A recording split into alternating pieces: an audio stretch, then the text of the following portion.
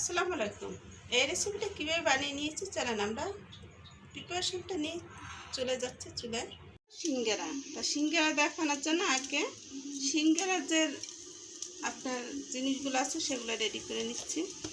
তো আমি আজকে বানাবো কলিজা দিয়ে সিঙ্গারা। তো এখানে দিয়ে দিচ্ছি প্রথমে একটু কাঁচা জিরা। কাঁচা জিরাটা ভাজা হয়ে গেলে আমি এটাকে নামিয়ে ফেলবো, আর আমি এটা সরিষার তেল দিয়ে এটাকে রান্না করবো।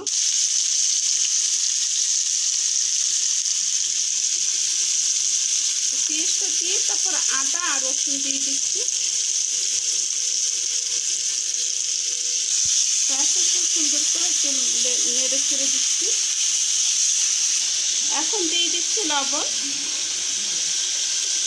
এগুলো সব একসাথে মশলাটা দিয়ে দেবো। এটা হলো গরম মশলার গুঁড়ো, আচ্ছা এখানে ছাই মশলা বলতে পারেন। তারপর দিয়ে দিচ্ছি একটু আমি এখানে যে গরম মশলার গুঁড়োটার মধ্যে একটু সামান্য তেল একটা গুঁড়োটা দিয়ে দিচ্ছি, ফ্লেভারটা ভালো আসবে। এখন দিয়ে দিচ্ছি একটু চাট মশলা। এগুলো দিলে একটু ভালো রেজাল্ট আসে, তাই দিলাম।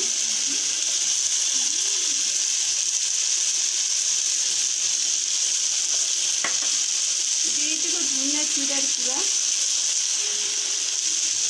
একটু চাট মশলা, চিকেন পাউডার।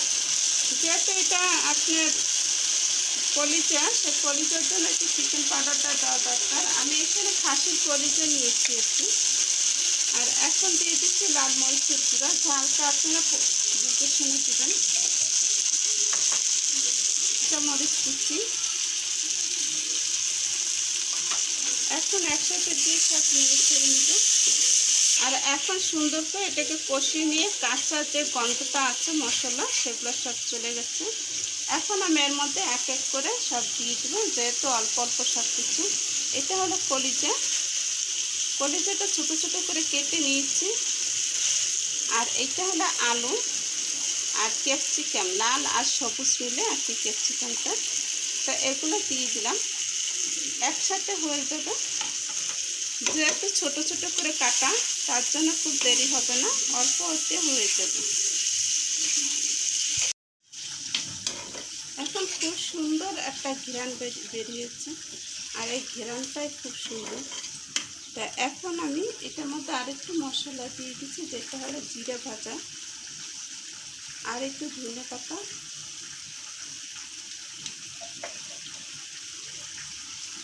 দিয়ে দিচ্ছি ধনে পাতা। এটা আমার ভোজনে ছিল।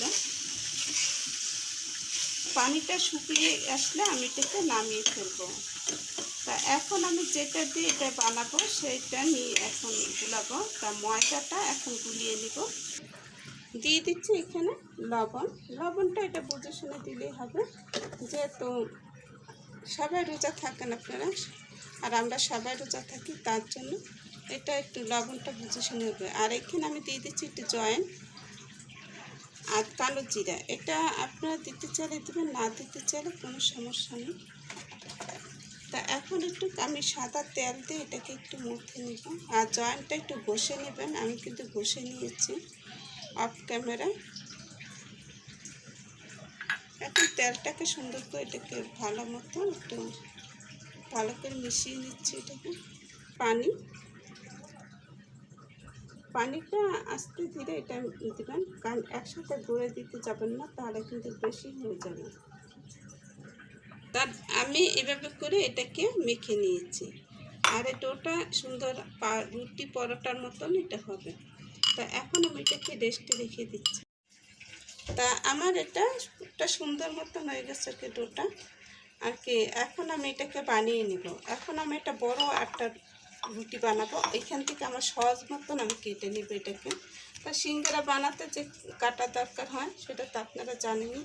তা এটাকে আমি যতখানি পাতলা বানাবো ততখানি এটা পাতলা হবে। আমি এটাকে বেলে নেব। খুব সুন্দর করে একটা বড় রুটি বানিয়ে নিয়েছি। আর এটা দেখুন পাতলা কতটুকু সাইজে আমি রেখেছি। এখন এটাকে আমি কেটে নিব। এখন আমি এটা এক সাইড থেকে একটু কেটে নিচ্ছি যেন সমান হয়।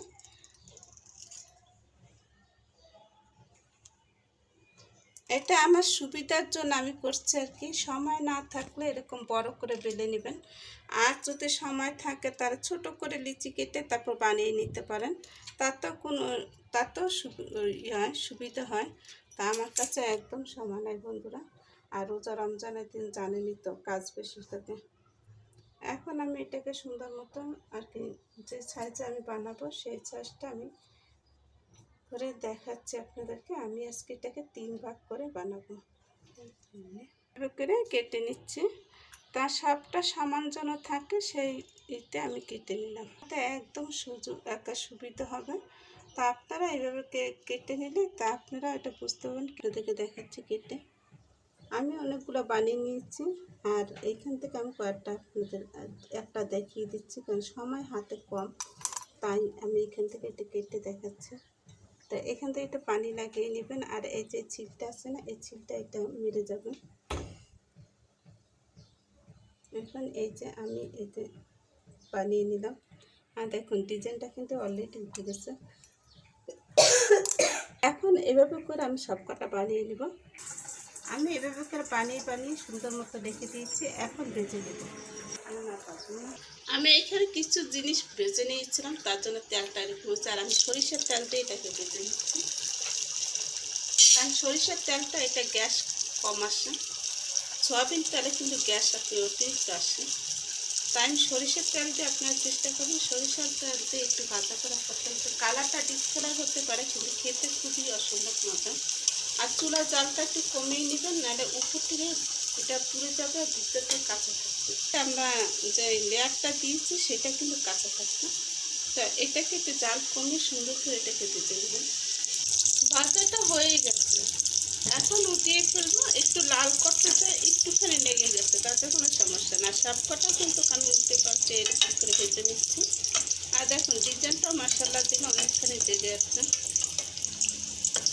এখন আমি উল্টে পাল্টে সবকটা ভেজে নিলাম। এখন আমি এটাকে উঠিয়ে নিব।